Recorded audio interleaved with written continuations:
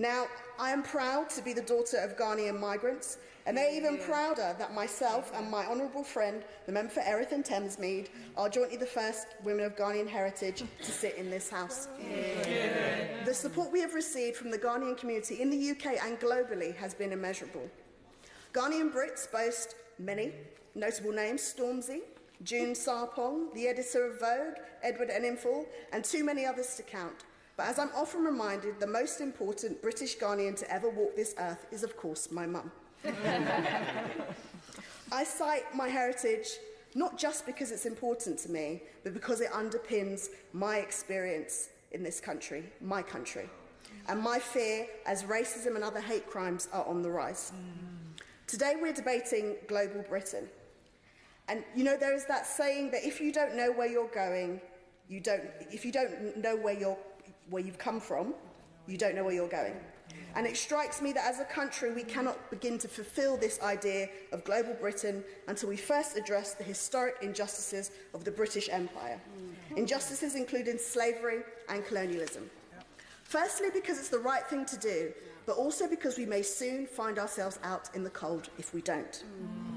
Madam Deputy Speaker, whilst we spent years debating Brexit, and as my friend, the member for Putney, the honourable member for Putney has said, engaged in a monumental self-harm, you know that India surpassed the UK to become the 5th richest economy in the world. India, a former British colony where this country presided over a bloody partition, the Amritsar massacre and the Bengal famine. We also see countries in Africa like Ghana, Kenya and Uganda amongst the fastest growing economies in the world. Countries that Britain deliberately underdeveloped, stole resources for and brutally enslaved its people. Madam Deputy Speaker, were you aware that in the mid to late 1700s, over 50 members of this House represented slave plantations? Members of Parliament, just like me, enslaved people that looked just like me. I'm someone who firmly believes that the only way you can tackle an issue is at its very root. And the racism which I and many others in this country face on a daily basis has its very root in these injustices. Not only will this country, my country, not apologise, and by apologise I mean properly apologise, not expressing deep regret. Not only will they not apologise, they have not once offered a form of reparations. Now, people see reparations as some kind of idea of handing over large sums of money, but why could we not start with it today? Simple things like fairer trade. Simple things like returning items that do not belong to us.